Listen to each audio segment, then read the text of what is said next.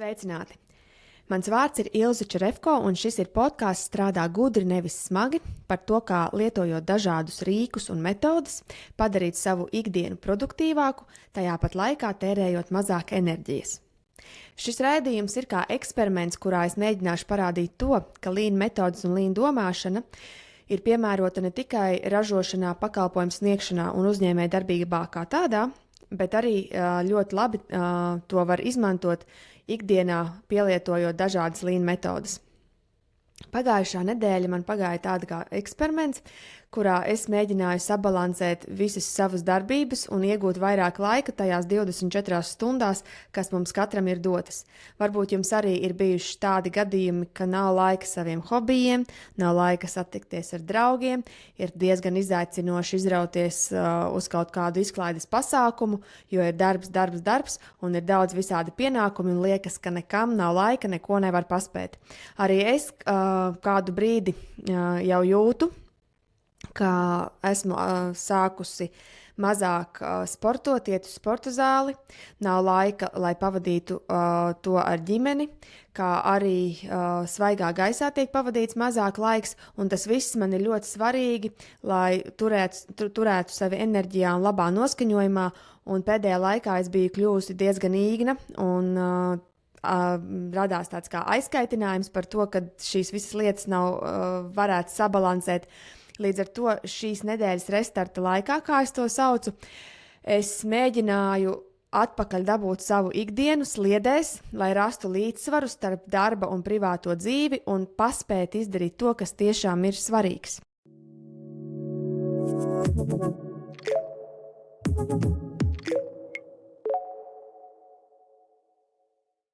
Jau pirms manas eksperimenta nedēļas es biju sākusi rakstīt dienas grāmatu. Dienas grāmata ir viens no līna rīkiem, kuru izmanto gan vadītāji, gan vidējā līmeņa vadītāji un arī daudz darbinieki pakalpojumu sfērā, lai pierakstītu, ko viņi dienas laikā dara, kas ir tās vērtīgās darbības, kas nav vērtīgas darbības, kā rezultātā nedēļas vai dienas retrospektīvā paskatīties uz šo visu procesu un saprast, ko tur varētu uzlabot.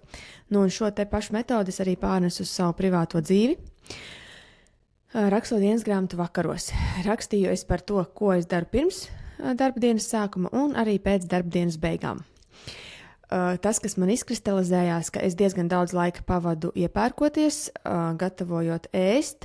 Man ir arī vairāki projekti, kas nav saistīti ar darbu, kuros es esmu iesaistījusies, un viņus vajadzētu labāk integrēt savā ikdienā, kā arī tas, ka es maz vispār plānoju savu brīvo laiku. Ja, piemēram, darbā ir kaut kas svarīgāks un svarīgs, tad es parasti atceļu savus plānus, un vienkārši plūstu pa straumēm. Man būtu jābūt daudz prasīgākai par savu brīvo laiku un vairāk tas jāizsargā.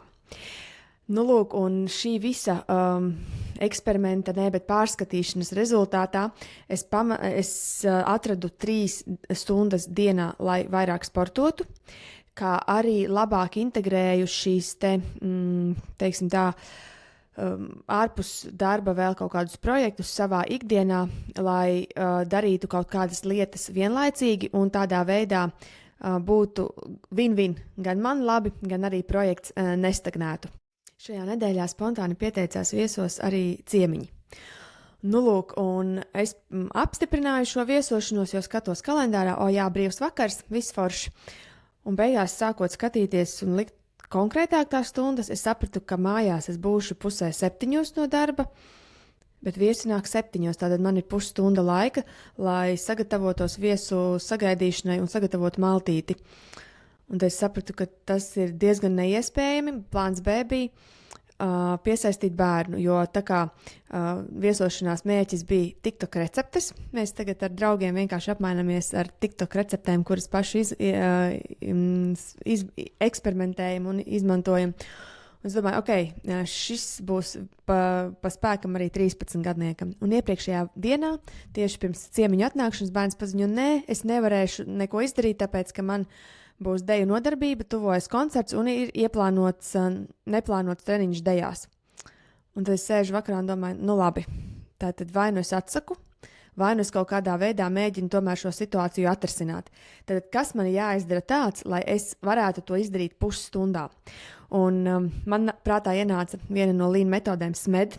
SMED metode pēc būtības ir metode, kura palīdz pārslēgties ērtāk, vieglāk un ātrāk starp dažādiem darba procesiem. Ļoti izplatīts tas ir ražošanā, kad uz iekārtām mainās produkti, un šī iekārtu iestatīšana ir jāizdara pēc iespējas ātrāk, lai būtu īsāka dīkstāve un ātrāk varētu atkal iekārta būt ierindā un ražot produkciju. Bet tas ir iespējams arī uz dažādiem darbiem pārslēgties, ne tikai pie iekārtām. Nu, lūk, un šo metodi es izdomāju izmantot, kā ātrāk uzsākt savu ražošanas procesu vakariņu gatavošanu, lai iekļautos pusstundā. Lūk, mans piemērs, kā tad es šo SMED metodi izmantoju savā ražošanas procesā vakariņu gatavošanā. SMED metode virtuvē. Tātad rītā ir jāpagatavo pasta ar tomātiem, fetas, sieru un baziliku. Recepte nav sarežģīta, bet tā kā man rītā ir tikai pusstunda laika, tad man ir jāizdomā, kādus priekšdarbus es varētu izdarīt šodien, lai atnākot mājās rītas varētu saspiest tikai pareizās pogas un sākt jau gatavot. Tātad, ko es varu izdarīt šodien? Sagatavoju pastu, gatava vārīšanai. Cepamtraukā ir tomāti ar garšvielām un eļļu, tātad jāliek tik cepeškrāsnī iekšā. Tomātiem klāt liekam fetas sieru, kas arī jau ir izņemts no paciņas, būs leduskapī un varēs sākt gatavot. Katlā ir ūdens pastai, tātad uzreiz varēs sākt vārīt. To, ko es nevaru šodien sagatavot, tas ir baziliks. Baziliks ir nepieciešams šajā receptē svaigā veidā, un ja es šodien noplēsīšu lapiņas, tad rīt viņas būs savītušas un vairs nederēs ēdienam. Tātad baziliku es gatavošu rīt. Nu, lūk, ir jau vairākas lietas, ko es nevaru izdarīt. Tātad es nevaru šodien sākt vārīt ūdeni, es nevaru šodien sākt karsēt cepeškrāsni, bet to, ko es varēju izdarīt un sagatavoties savam ražošanas procesam, to jau es izdarīju šodien. Un šo SMED metodi var izmantot ne tikai tad, kad ir, tā teikt, jālien caur adatas aci, kad nāk ciemiņi, tā kā man ir šajā gadījumā, bet to var izmantot arī ikdienā, kad nāk mājās no darba, pēc darba dienas jau, lai ātrāk tiktu pie siltām vakariņām, var sagatavot vai nu iepriekšējā vakarā, vai arī tajā pat dienā no rīta visu nepieciešamo, ko vien var, lai ātrāk tiktu pie gardas maltītes. Darbs mājas, sporta zāle, veikals, automašīna, daudz par maz, laiks tiek pavadīts svaigā gaisā. Tā ir mana problēma. Un tas ir tas, ar ko es arī šajā nedēļā mēģināju cīnīties un saprast, kā es varētu integrēt šo pastaigu svaigā gaisā tieši darba dienās. Jā, sestdienās, svētdienās tas laiks arī parādās, bet es nevaru gaidīt 5 dienas un tad pieelpoties sestdienās, svētdienās šo svaigo gaisu. Tas kaut kā ir jādabū gatavs arī darba dienās. Ir vakaros man tikšanās ar maniem kolēģiem no Efektivitātes biznesa asociācijas, kurā mēs runājam par to, kā strādāt ar šiem Lean rīkiem, kā popularizēt šo Lean domāšanu, efektivitātes kultūru. Un arī šajā nedēļā bija tāda tikšanās par to, ka mēs gatavojāmies braukt pie viena uzņēmuma, apmācīt šī uzņēmuma darbiniekus par to, kā sniegt uzņēmējiem, saviem īpašniekiem mazos ikdienas uzlabojumus, priekšlikumus par to, kā uzlabot viņu darba vidi. Un es zināju, ka tad, kad mēs gatavojamies uz kaut kādu projektu, tā runāšana ievelkās uz vairākām stundām. Parasti mums tā tikšanās ir stunda pusotra, bet šeit es zināju, ka būs ilgs laiks, un es skatos ārā skaists laiks. Kāpēc, lai neietu ārā sapulces laikā? Tātad risināt šos jautājumus, sarunāties ar kolēģiem. Man nav jāprezentē nekādas prezentācijas, jākopīgo nekādi dokumenti. Līdz ar to es vienkārši varu palaist Zoomu telefonā, uzlikt austiņus un iet pastaigāties. Un es būšu gan piedalījusies sapulcē, gan arī pavadījusi laiku svaigā gaisā. Nu, lūk, tā es arī izdarīju. Un es sapratu, ka tas ir viens no ļoti labiem rīkiem, kā apvienot patīkamo ar liederīgo.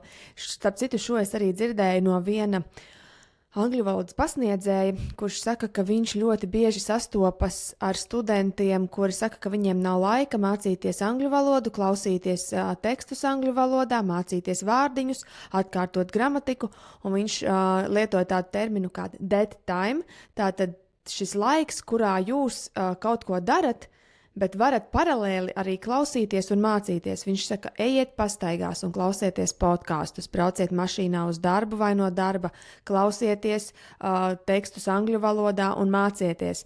Vai arī, ja jums ir jāsēž kaut kur garās rindās, vienkārši lieciet austiņas un mācieties, lasiet un klausieties. Un šo es arī vienreiz izmantoju, sēžot laboratorijā uz asins analīzēm, lai arī cik agri no rīta es neietu, nodot analīzes vienmēr, tur būs priekšā cilvēki, vismaz 15 vai 20. Un vienā reizē es arī braucot tieši uz laboratoriju, es domāju, ok, paņemšu līdzi grāmatu. Un aizbraucot uz laboratoriju, jā, priekšā man ir 25 cilvēki, lai arī es biju pirms laboratorija vispār ir sākusi darbu, tātad vēl bija jāgaida laiks, līdz vispār atvērsies šis pakalpojums sniegšanas punkts, un vēl pēc tam bija jāplēš pa priekšu 25 cilvēku, un es biju paņēmusi Džona Orvela grāmatu Dzīvnieku ferma, un tā grāmatiņa, jūs zināt, ir ļoti plāna un maza, un es gandrīz pusi no tās grāmatas izlasīju tieši sēžot rindā. Tā kā izmantojam šo dead time, lai būtu win-win. Gan jūs esat izdarījuši darbu, gan arī ieguvuši vērtīgu informāciju. Lūk, tādā veidā es atrisināju šo laiku ar pavadīšanu svaigā gaisā, jo tikšanās man ir regulāri. Tā nav vienīgā tikšanās. Tikšanās ar Biznesa efektivitātes asociācijas biedriem man ir katru otrdienu. Tad katru otrdienu, zināmā laikā, kad mums sāksies sapulce, es būšu ārā un staigāšu. Un tas ir ok arī visiem pārējiem, ka es tā daru. Nākamā lieta, ar ko es saskāros savā ikdienā, bija šī iepirkšanās un ēst gatavošana pārāk bieži. Lūk, un te man ir viens risinājums, kā to uzlabot un darīt, ko es arī daru jau kādu laiku, bet es gribētu šoreiz tieši ar šo recepti ar jums padalīties, kā ietaupīt laiku gan uz iepirkšanos, gan uz ēst gatavošanu. Tā mana metode, lai ietaupītu laiku uz iepirkšanos, darīt to vienreiz nedēļā, ne biežāk. Un kā to var izdarīt vienreiz nedēļā? Vispirms notiek plānošana. Plānojam ēdienkarti visai nedēļai uz priekšu, kādas ir mainieku vēlmes, kādas ir pašas vēlmes, skatāmies jaunākas receptes, un tā top ēdienkarte nedēļai. Balstoties uz šo ēdienkarti, izveidojas iepirkumu saraksts, un ar šo sarakstiņu tad dodamies arī uz veikalu. Neko lieku nepērkam, tikai to, kas ir nepieciešams, lai izpildītu nākamās nedēļas ēdienkartes prasības. Protams, ka tādi produkti kā milti, cukurs, viņus nevar nopirkt uz gramiem. Tos nākas nopirkt tādos iepakojumos, kādi tie ir, bet, piemēram, ja ir nepieciešami tur 3 burkāni, tad 3 burkānus arī nopērkam. Protams, ar vienu reizi iešanu uz veikalu nedēļā mēs ietaupam laiku, un to es daru sestdienās vai svētdienās, atkarībā no tā, kāds ir dienas un nedēļas grafiks. Bet otra lieta, ejot vienreiz nedēļā uz veikalu, kas arī nav mazsvarīga, mēs neveidojam liekus krājumus mājās. Tātad, ja mēs līnā un efektivitātē runājam par zudumiem, un viens no zudumiem ir krājumi, tad ļoti svarīgi ir uzņēmumā nekrāt liekus krājumus un neiesaldēt naudu. Tad arī šeit, kad mēs runājam par privāto budžetu un mājsaimniecībām, tad arī ļoti svarīgi ir neiesaldēt naudu saldētavās, leduskapjos un pieliekamajos. Un, katru reizi ieejot veikalā, paķerās roka, paņemt kaut ko to, kas nav sarakstiņā, arī man, neskatoties uz to, ka ir sarakstīņš kādreiz iepirkuma grozā, nonāk neplānoti pirkumi, bet tas ir daudz retāk nekā tad, ja tā sarakstiņa vispār nav. Un bieži vien cilvēki, ejot pa veikalu, redz akcijas preces un vienkārši liek viņas grozā, atnāk mājās un saprot, ka no akcijām salasītajiem produktiem nevar neko pagatavot, un tad, iet vai nu vēlreiz uz veikalu, vai, un šie produkti, kas ir nopirkti lieki, viņi iegulst plauktos, un beidzās derīguma termiņš, un, manuprāt, ļoti, ļoti neracionāli ir mest ārā pārtiku. It sevišķi, nezinu, šobrīd, kad šīs cenas ir ļoti augstas, metot ārā pārtiku, mums vienmēr jāapskatās būt uz to cenu zīmi, cik daudz naudas mēs izmetam ārā laukā. Nu, lūk, tātad krājumu lieka veidošanās tiek izskausta un arī laika ietaupījums. Starp citu, arī naudu ietaupās šādi ejot uz veikalu ar sarakstiņu. To, kā man tas bija, tad, kad es sāku veidot šo savu ieradumu, tad vidēji 120 eiro mēnesī es ietaupīju tieši uz pārtikas izdevumiem. Tā ir būtiska summa, kuru var izlietot daudz racionālāk nekā pērkot to, kas nav nepieciešams. Piektdienas pēcpusdienas un svētdienas vakari. Nereti piektdienas pēcpusdienās jau ir tāda noskaņa un sajūta par brīvdienām, it sevišķi vasaras mēnešos, kad pusi darbinieku jau ir domās par to, ko darīs nedēļas nogalēs, klienti tāpat, sadarbības partneri arī. Līdz ar to piektdienas pēcpusdienas nereti izvēršas par diezgan neproduktīvu laiku. Savukārt svētdienas vakaros mēs jau saprotam, ka rīt ir darba diena, un neskatoties uz to, ka ir brīvdiena, mēs jau domās sākam domāt par plāniem, par darbiem, kas ir jāizdara. Līdz ar to es esmu sākusi pārmainīt savu darba nedēļu uz to, ka piektdienas vakaros es strādāju mazāk, un piektdienas pēcpusdienās, teiksim tā darba diena man beidzas ātrāk piekdienās, bet svētdienas vakarus es veltu jau nākamās nedēļas plānošanai, lai pirmdienā es nevis atnāktu uz darbu, lai ieskrietos, bet es jau no pirmās minūtes būtu gatava startēt. Ir svētdienas vakars, 9:30 vakarā, bet es esmu jau pirmdienā. Tātad, ko es daru svētdienas vakaros, lai jaudīgāk un efektīvāk uzsāktu darba nedēļu? Pirmais, ko es daru, es atveru savu Google kalendāru un izēju cauri visām nākamās nedēļas dienām, saprotu, kur man vēl ir kāds brīvs laiks, kur es varētu kaut ko ieplānot, kādi darbi, uz kuru dienu man ir darāmi, tātad izēju cauri, lai man pilnīgi skaidrs ir nākamās nedēļas plāns. Otra lieta, ko es daru, es izēju cauri iepriekšējās nedēļas darbinieku savadītajām dienas grāmatām, tātad mēs arī darbā izmantojam šo līnu metodi dienas grāmatas rakstīšanu un paskatos, ko mani kolēģi ir darījuši vērtīgu vai nevērtīgu, lai man jau rītdienas sapulcē ir gatavs materiāls, par ko runāt, cik mēs veiksmīgi esam aizvadījuši iepriekšējo darba nedēļu. Un trešais, ko es izdaru, tā ir plānošana. Plānošana nākamajai nedēļai, programmētāju darbi, apskatu, kādi tie ir, kas mums ir plānā, kas būs jātestē un tā tālāk. Tātad vairāk šajā svētdienas laikā es gan retrospektīvi paskatos uz notikušo iepriekšējā nedēļā, kā arī skatos plānus nākamajai nedēļai. Un pirmdienā jau es esmu gatava runāt. Rīt no rīta pamodīšos, un man pilnīgi būs skaidrs, ar ko sākt. Nu, lūk, un ja mēs turpinām par sportu, tad par sportu bija tā, ka līdz šim es uz sporta nodarbībām gāju vakaros starp darbu un mājām.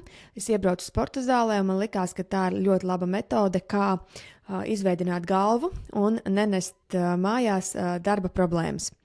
Bet, kā jau es teicu, tad, ja darbā kaut kāda sapulce ievilkās, es uzreiz vienkārši atcēlu sporta nodarbību, un tādā veidā man sākās tāda atcelšanas kultūra, un es sāku palikt īgnāka, jo sports man ir nepieciešams, lai es būtu enerģiska, lai es varētu strādāt ar kolēģiem, ar klientiem, motivēt, iedvesmot, vadīt, darīt. Līdz ar to, ja man nav šī enerģija, kur viņu pasmelties, tad es sāku atlikt lietas, prokrastinēt, tā kā teikt, nerisināt kaut ko, kas būtu jārisina tikai tāpēc, ka nav šīs iekšējās enerģijas. Nu, lūk, tātad gājus sportot vakaros, Un par rīta sportošanu man bija daudz un dažādi aizspriedumi par to, ka es nespēšu piecelties, kā tad es tagad pēc sporta nodarbībām sataisīšos uz darbu. Man bērns nokavēs skolu, ja es nebūšu mājās un viņu nepamodināšu. Man pat bija tāda doma, ka īsnībā rīta sports ir kaitīgs veselībai. Nu, daudz un dažādi šie te aizspriedumi, tas ir līdzīgi kā tad, ja mēs gribam ieviest kaut ko uzņēmumos, kaut kādas pārmaiņas, tad ir cilvēki, kuri atnāk ar veselu listi ar sarakstu, kāpēc to nevajadzētu darīt, kāpēc to vajadzētu darīt. Un tad es pamanīju, ka manā sporta zālē arī ir dažas nodarbības nedēļā, kas sākas 6:30 no rīta. Nu, tad jau tas ir daudz interesantāk manam dienas grafikam. Un es domāju, ka ir jāpamēģina, nevis jābaidās no tā, jo patiesībā no rīta jau arī nav nekas tāds, kas varētu iztraucēt šīs sporta nodarbības, tāpēc, ka diena vēl nav sākusies, nekas nevarētu būt ieplānots tieši šajā laikā. Līdz ar to tātad mēs varam es tagad gribu parādīt, kā tad man veicās ar šo rīta vingrošanu. 6 no rīta jālaiž sportot, jāsaprotu, ka būs arī jāpārkārto vakarā sava rutīna un jāiet agrāk gulēt, lai varētu foršāk piecelties. Tā kā laižam uz sporta zāli, tad jau redzēs, kā ies.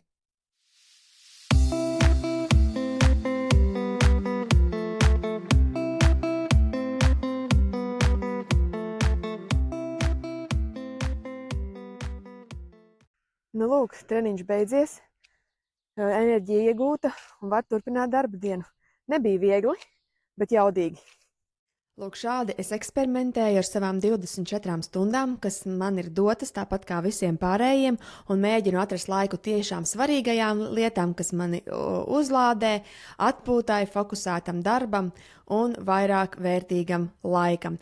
Priecāšos, ja kāds no maniem rīkiem tev būs noderējis savas ikdienas produktivitātes paaugstināšanai, bet ja tev ir kāds triks vai metode, kā tu iegūsti vairāk enerģijas, kļūsti produktīvāks un efektīvāks, droši dalies komentāros, jo iespējams kādam šis rīks varētu būt ļoti noderīgs. Un viens no Lean pamatprincipiem ir dalīšanās ar labākajām metodēm, lai ļautu arī apkārtējiem būt jaudīgākiem un produktīvākiem. Šis bija raidījums Strādā gudri, nevis smagi. Tiekamies nākamajās epizodēs, klausies Spotify, Apple Podcast un YouTube kanālos. Uz redzīti!